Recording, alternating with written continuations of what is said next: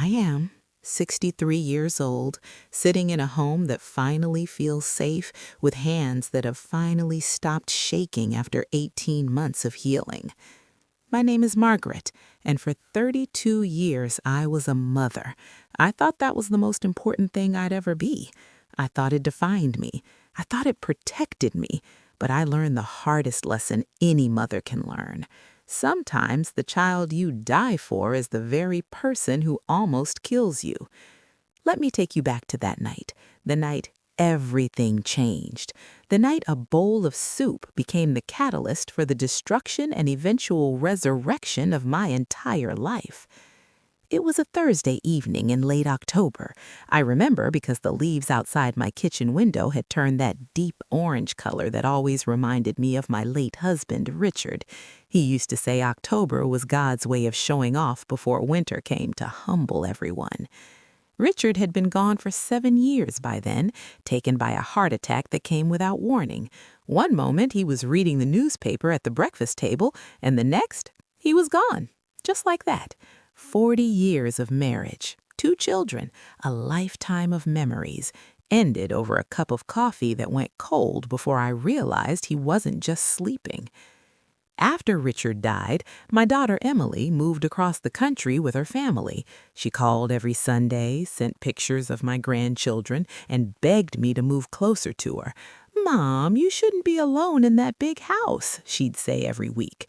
But I wasn't alone. That was the problem. My son Thomas had moved back in. Thomas was 40 years old when he returned to my doorstep with 2 suitcases and a story about how his wife had left him, how he'd lost his job, how the world had turned against him.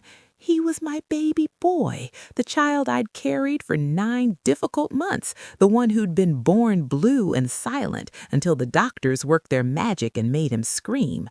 How could I say no? That was my first mistake, the mistake I'd spend years paying for. At first, things seemed fine. Thomas was quiet, spent a lot of time in his room, and occasionally helped around the house. But slowly, like a fog creeping in from the ocean, things began to change. He started drinking. First, it was a beer with dinner. Then it was a 6-pack. Then it was bottles of whiskey that he'd hide in his closet but never quite well enough. He stopped looking for work. When I gently asked about job applications, he'd snap at me, tell me I was nagging, tell me I'd never understood him, tell me I'd always favored Emily. Then came the comments about my cooking. It started small. "This chicken is dry, Mom. You use too much pepper. Why can't you cook like you used to?" I tried harder, I really did. I'd spend hours in the kitchen consulting old recipe cards, trying to recreate the meals I used to make when the kids were young, but nothing was ever good enough. And then came that Thursday night in October. I'd made vegetable soup. It was a recipe my mother had taught me, passed down through 3 generations of women in my family. It had always been a comfort food, the kind of thing I'd make when someone was sick or sad or just needed to feel loved. I'd spent all afternoon preparing it. I chopped the vegetables by hand because Thomas had complained about the texture when I used the food processor. I let it simmer for 4 hours, filling the house with that warm, savory smell that used to bring my children running to the kitchen. I set the table with the good bowls, the white ones with the blue flowers that Richard had given me for our 25th anniversary. I even put out cloth napkins. Thomas came downstairs at 6:30, already smelling of whiskey. His eyes were that particular shade of glassy that I'd come to recognize and fear. He sat down heavily, didn't say hello, didn't acknowledge the effort I'd put into the meal. I ladled the soup into his bowl, my hands trembling slightly. It started doing that around him, trembling, and I hated that I couldn't control it. He took 1 spoonful, just one. And then he looked up at me with an expression I'll never forget as long as I live. It wasn't anger. It was something worse. It was contempt. Pure, undiluted contempt. "There's no salt in this," he said. I froze. My mind raced. Had I forgotten the salt? I'd been so careful, so meticulous. I'd tasted it myself before serving. It had seemed fine to me, maybe not perfect, but fine. I I can get the salt shaker, I stammered, already moving toward the counter. Sit down. His voice was quiet. That was the most terrifying part. It was quiet.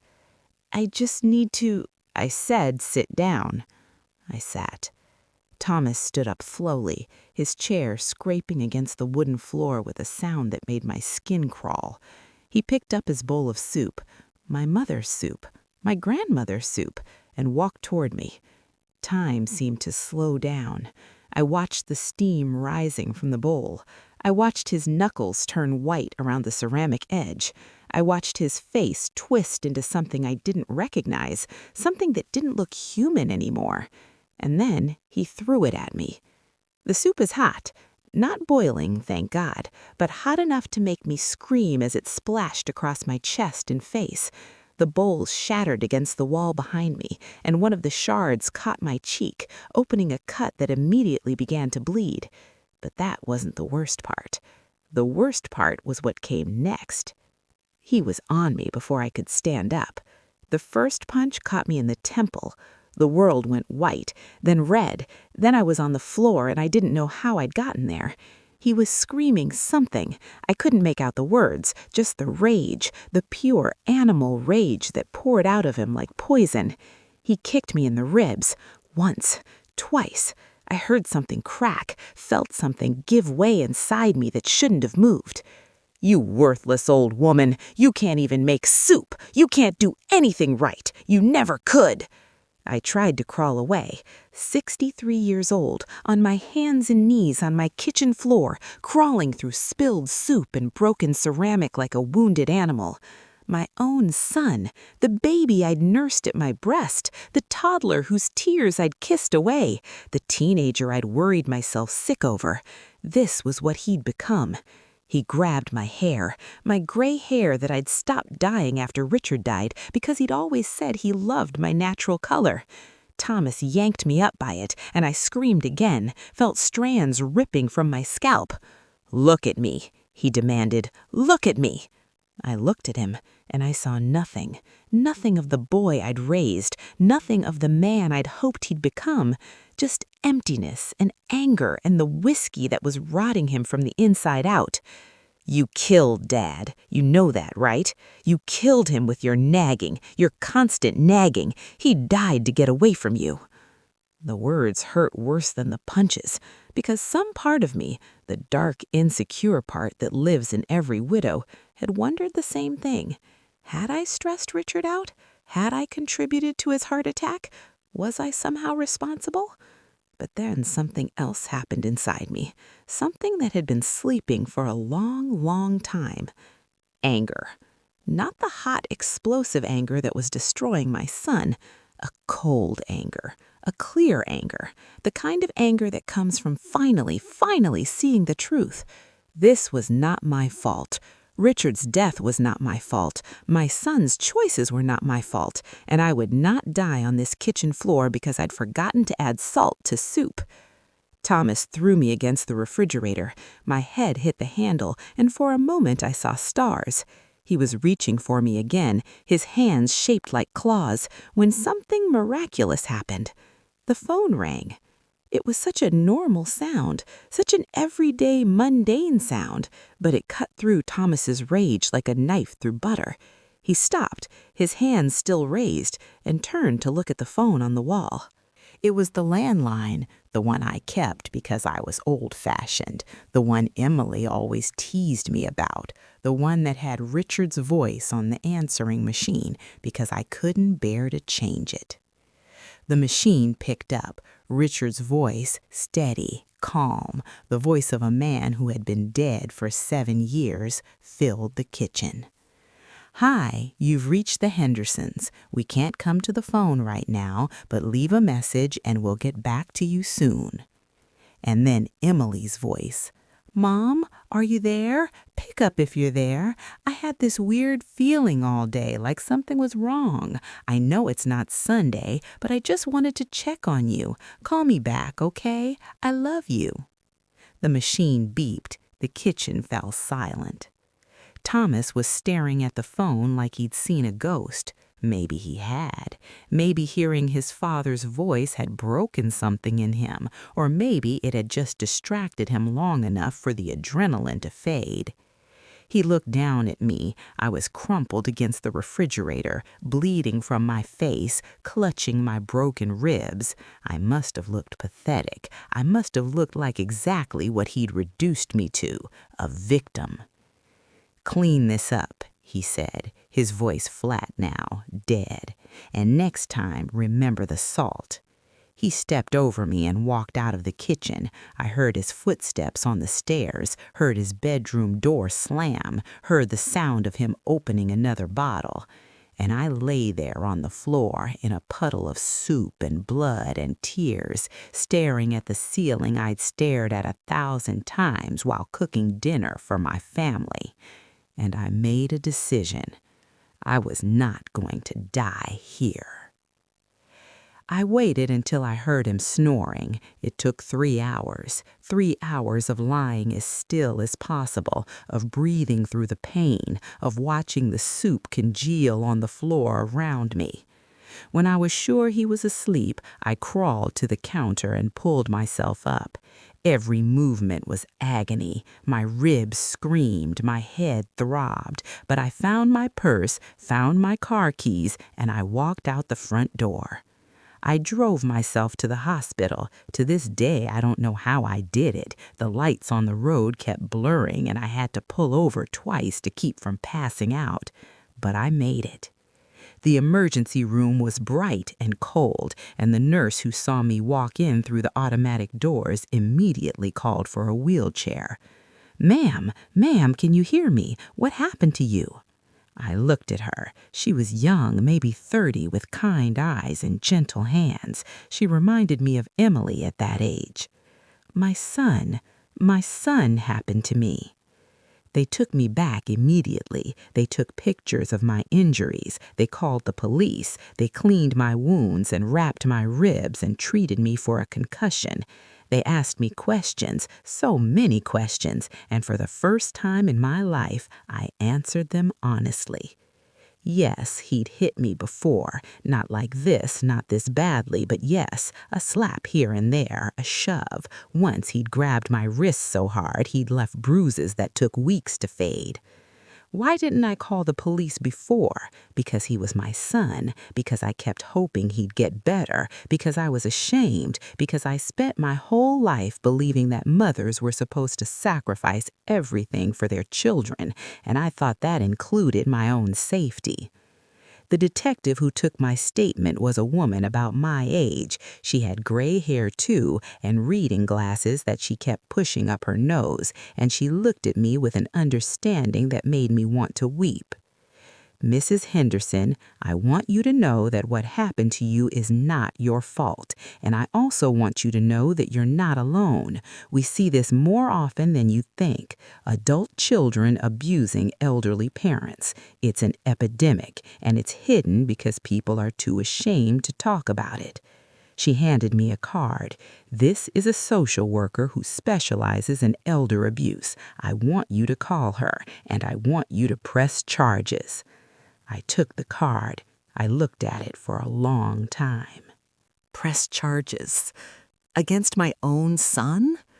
Against the baby I'd given birth to, the child I'd raised, the man I'd let back into my home because I thought he needed me. "Will he go to jail?" I asked. "Probably," the detective said. "What he did to you was serious. You have 2 broken ribs, a concussion, and you needed 12 stitches. In this state, that's aggravated assault. He could get 5 to 10 years. 5 to 10 years? My son? In prison?" Something must have shown on my face, because the detective leaned forward and said something I'll never forget. "Mrs. Henderson, I know what you're thinking. You're thinking that he's still your baby, that somehow if you love him enough, if you forgive him enough, he'll change. But I need you to hear me. Love doesn't stop fists. Love doesn't heal broken ribs. and your love for him has already almost killed you once. If you go back, it will kill you. Maybe not today, maybe not tomorrow, but eventually. Is that how you want to go? Is that the ending you want to your story? I thought about Richard. I thought about Emily and my grandchildren, growing up without their grandmother because I'd been too afraid to protect myself. I thought about my mother, who had taught me that recipe for soup, who had survived the Depression and 2 world wars, who had told me on her deathbed that the most important thing in life was knowing your own worth. No, I said, that's not the ending I want. I pressed charges. Thomas was arrested that night. They found him passed out in his bed, still reeking of whiskey, with my blood still on his shirt. He didn't resist. The officers told me later that when they woke him up and told him why they were there, he just said, "I knew she'd do this eventually. She always finds a way to make me the bad guy." Even then, even after everything he'd done, it was still my fault in his mind. The trial was 6 months later. I had to testify. I had to sit in that courtroom and describe in detail what my son had done to me. I had to look at him across the room and see the hatred in his eyes. I had to listen to his lawyer try to paint me as an unstable old woman who was exaggerating, who was seeking attention, who had probably provoked her son with her constant criticism. But I had the evidence, the photographs, the medical records, the testimony of the doctors and nurses who had treated me, and I had the statement of a neighbor who had heard the screaming that night but had been too afraid to interfere. Thomas was found guilty of aggravated assault and sentenced to 7 years in prison. When the verdict was read, I didn't feel relief. I didn't feel satisfaction. I felt grief. Pure, overwhelming grief. I was losing my son, not to death, but to something that felt almost worse. I was losing him to the consequences of his own choices, choices that he refused to see as his own, choices that he would blame me for until the day he died. I cried in the courtroom. I cried in the car. I cried in Emily's arms when she flew in to be with me. "Mom," she said, holding me, "you know you did the right thing, right?" I nodded, but knowing something in your head and feeling it in your heart are 2 very different things. From prison, Thomas wrote me letters. They came every week at first. Sometimes they were apologetic.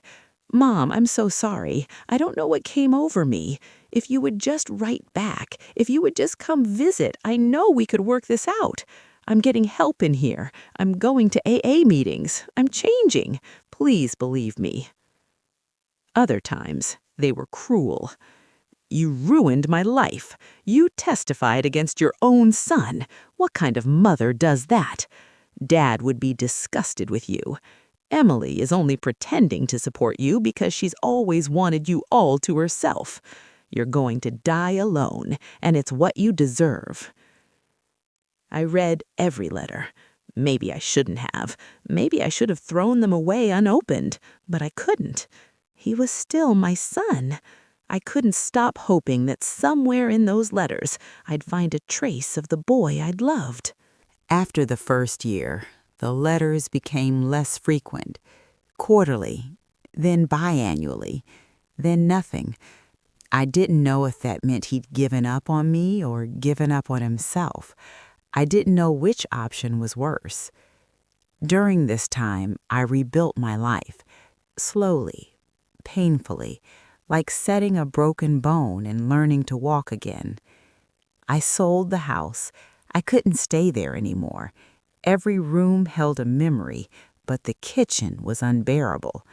I'd tried to go in there after I was released from the hospital to clean up the mess Thomas had left, but the moment I saw the stain on the wall where my mother's soup had splattered, I fell apart. I moved to be closer to Emily.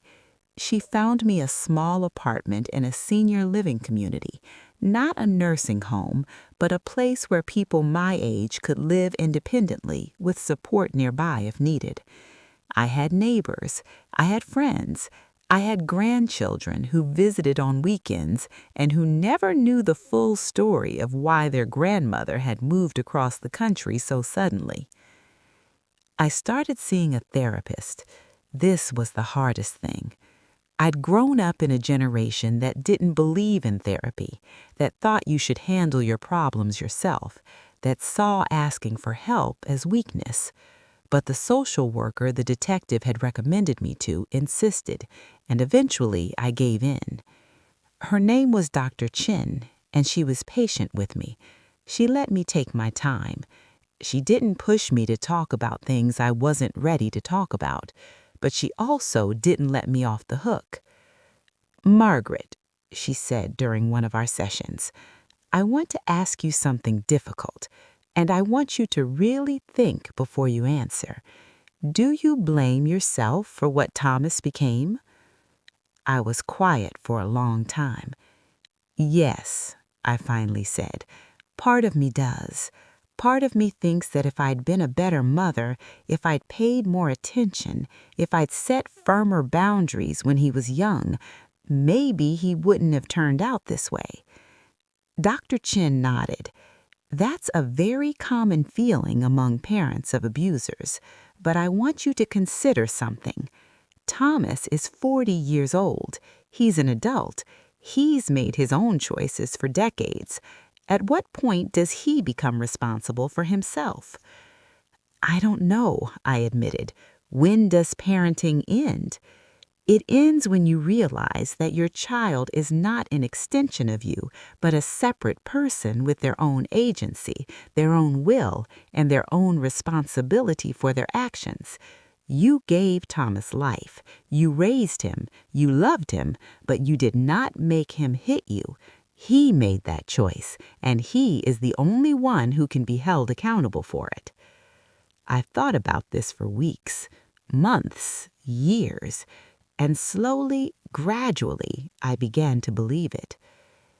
Thomas was released from prison after serving 5 years. Good behavior, they called it.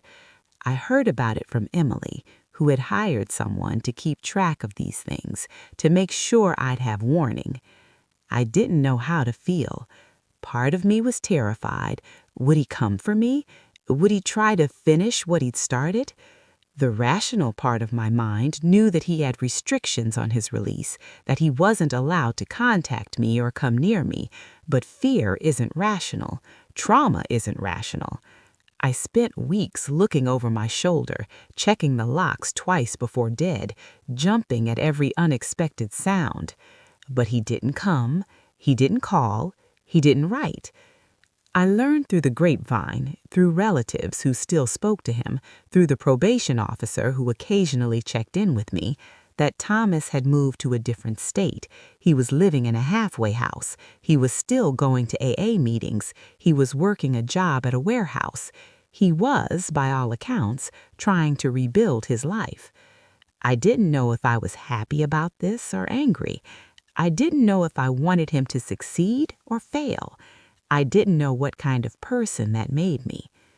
One day, about a year after his release, I received a letter.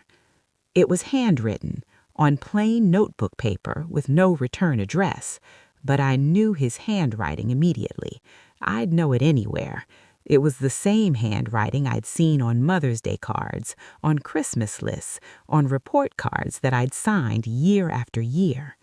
My hands shook as I opened it. "Dear Mom," it read, "I don't expect you to read this.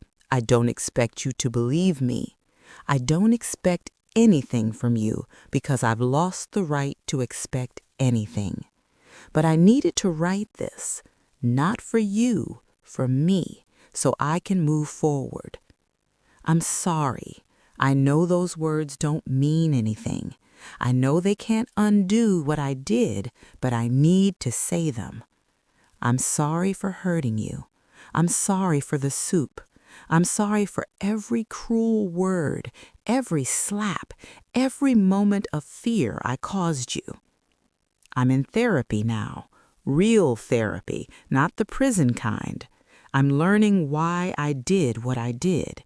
It's not an excuse. There is no excuse, but I'm learning that I was in pain and I didn't know how to handle it, so I took it out on the person who was closest to me, the person who would let me get away with it, the person who loved me too much to fight back.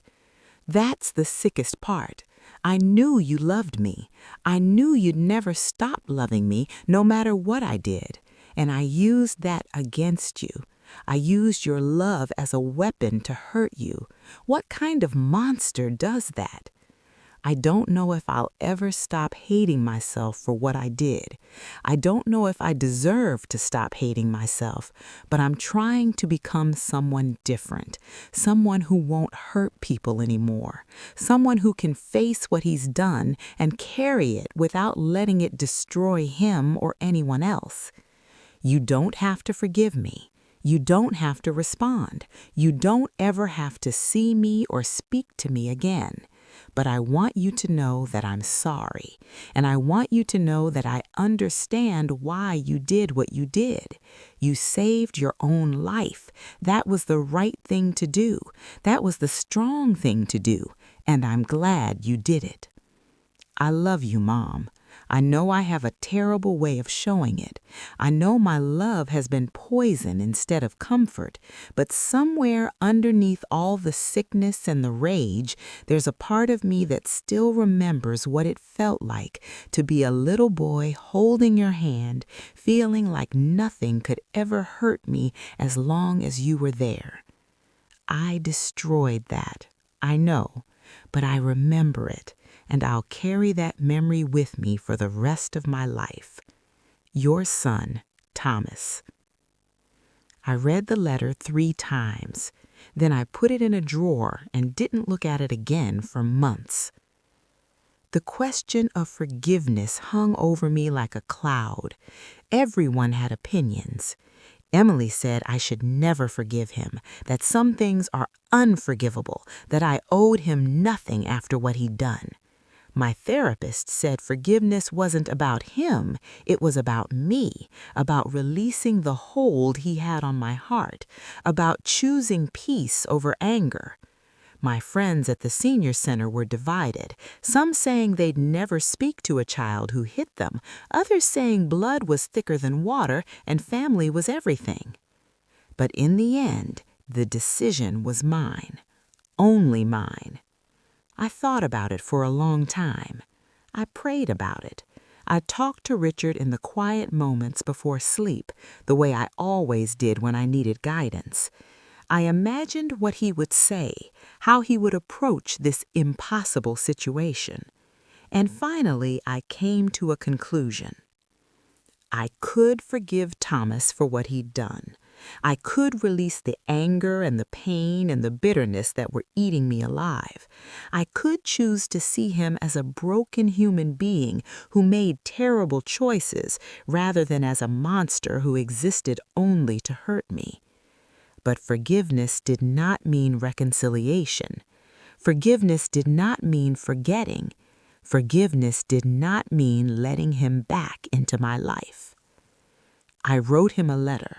One letter, the only one I would ever write. Dear Thomas, I received your letter. Thank you for the apology. I can tell it was sincere, and I believe you're trying to change. I forgive you, not because you deserve it, but because I deserve peace. I've spent too many years carrying the weight of what you did, and I'm tired, so I'm letting it go. I'm forgiving you so that I can be free. But I need you to understand that forgiveness is not the same as a fresh start. The relationship we had is gone.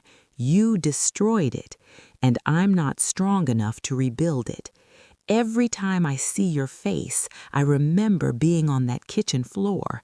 Every time I hear your voice, I hear you calling me worthless. I've worked too hard to heal. I can't risk reopening those wounds. So this is goodbye. I hope you find peace. I hope you become the man you're trying to be. I hope your life is good and long and meaningful, but it will be a life without me in it. I'll always love you. You're my son. That will never change. But love isn't enough. I've learned that the hard way. Love doesn't protect you from the people you love. Sometimes love is the very thing that puts you in danger. Be well, Thomas. Be better. Not for me, for yourself. Your mother, Margaret. I mailed the letter and never heard from him again. It's been 3 years since I wrote that letter. 5 years since the night of the soup. 8 years since Richard died. A lifetime since I was a young woman who thought she knew what her future would look like. I'm 68 now. My ribs healed, though they ache when it rains. The scar on my cheek has faded to a thin white line that I barely notice anymore. I have arthritis in my hands and a cataract in my left eye and 1,000 other small indignities of aging. But I'm alive. I'm here. I survived. Last week, I did something I never thought I'd do again. I made soup. Not my mother's soup. I don't think I'll ever make that recipe again.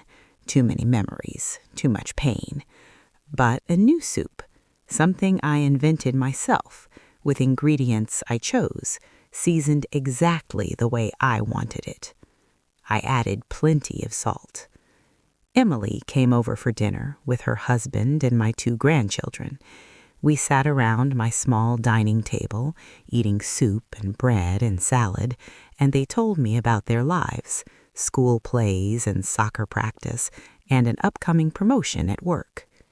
My granddaughter, who is 12 and full of questions, asked me something unexpected. "Grandma, why don't we ever see Uncle Thomas?" The table went quiet. Emily started to say something, to deflect, to protect me, but I held up my hand. "Your Uncle Thomas made some bad choices," I said carefully. "He hurt some people, including me, and sometimes when people hurt you very badly, the kindest thing you can do, for yourself and for them, is to let them go."